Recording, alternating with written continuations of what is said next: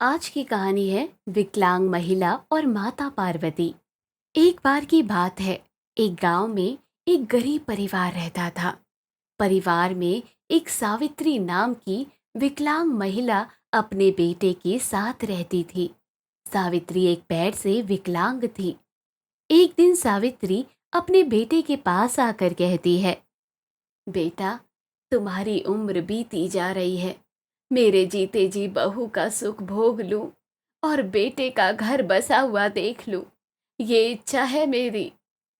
और घर में मुझे एक बेटी की भी कमी पूरी हो जाएगी, जो मेरा अच्छे से ध्यान रखेगी। मैं बूढ़ी हो चुकी हूँ, पता नहीं मेरी सांसें कब तक चले। माँ की बात मानकर बेटा सुंदर शादी के लिए हाँ कर देता है और कुछ महीनों में ही सुंदर की शादी एक सुशील सभ्य परिवार की बहू से हो जाती है। कुछ दिन बीत जाते हैं और सुंदर अपनी पत्नी रचना को माँ का ख्याल रखने के लिए कहकर काम के लिए निकल जाता है। सुंदर के काम पर जाते ही रचना सोफे पर बैठकर टीवी देखने लगती है। बेटा, एक गिलास पानी देना। ना माँ जी, अभी तो मैं टीवी देख रही हूँ, खुद उठकर ले लो।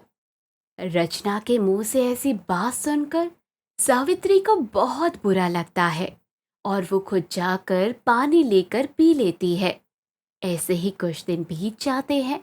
सुंदर के काम पर जाने के बाद रचना के हाव भाव बिल्कुल बदल जाते हैं और वो सारा काम छोड़कर कभी टीवी देखा करती तो कभी अपनी सहेलियों के साथ लंबी चौड़ी बातें किया करती। एक दिन सावित्री अपने बेटे सुंदर से बहू रचना के ऐसे बर्ताव के बारे में बात करती है। तभी रचना बीच में बोल पड़ती है, ये सच नहीं है। आप हमेशा कुछ ना कुछ काम करवाती रहती हो। मैं तो काम की वजह से खाना तक भूल जाती हूँ। अपने घर में जिस शान शौकत में मैं आई थी ना, यहाँ कर नौकरानी बना दिया है मुझे। ये कहकर रचना रोने लगती है। ये सब सुनकर सुंदर को रचना पर तरस आ जाता है और वो माँ की बातों को अनदेखा कर कर रोती हुई रचना को चुप करवाने लग जाता है। सावित्री ये सब देखकर चुप रहने का फैसला ही करती है। सब वैसा ही चलता है। सुंदर के काम पर जाने के बाद रचना सब छोड़कर टीवी देखती और जब सुंदर घर वापस आता तो वापस काम पर लग जाती। अब तो खाना भी सावित्री को ही बनाना पड़ता था। रचना सावित्री से खाना मांगती तो रचना उसे अनदेखा करके अपने कामों में लग जाती। एक दिन रचना अपना सारा सामान बांधकर सुंदर से कहती है, मैं अब तुम्हारे साथ नहीं रहूंगी।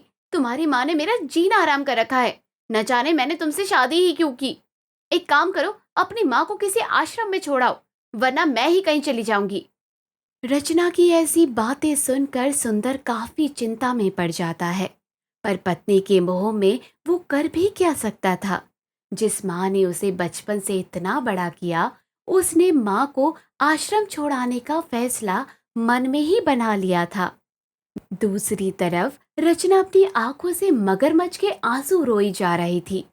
कुछ दिनों बाद ही सुंदर और रचना सावित्री को एक आश्रम में छोड़ाते हैं। अब सावित्री अपने अंदर के सारे विचारों को पास के माँ पार्वती के मंदिर में जाकर रोते रोते बयां कर देती है।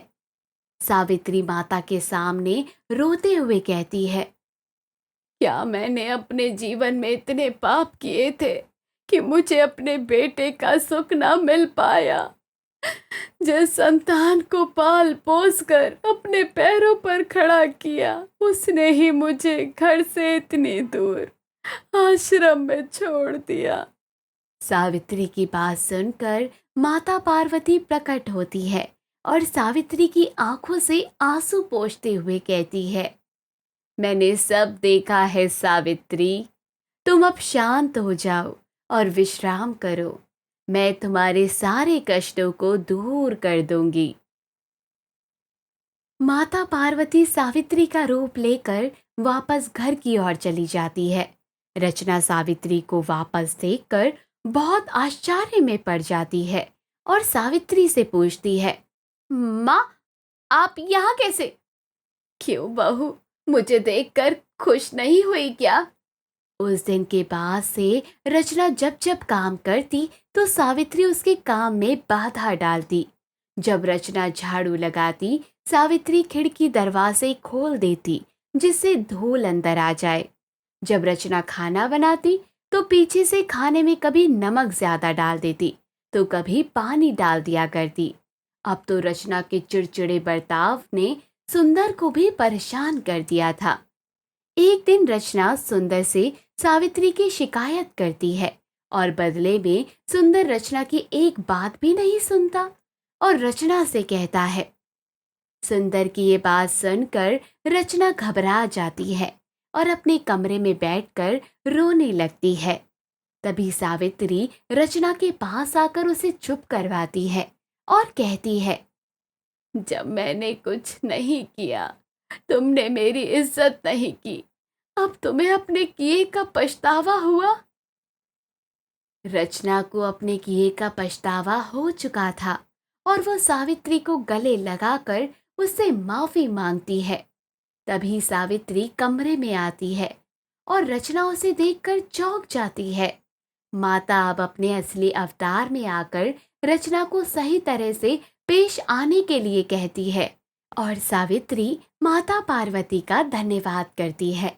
रचना अपनी भूल पर शर्मिंदा थी और आगे से ऐसी गलती कभी ना करने की कसम खाती है।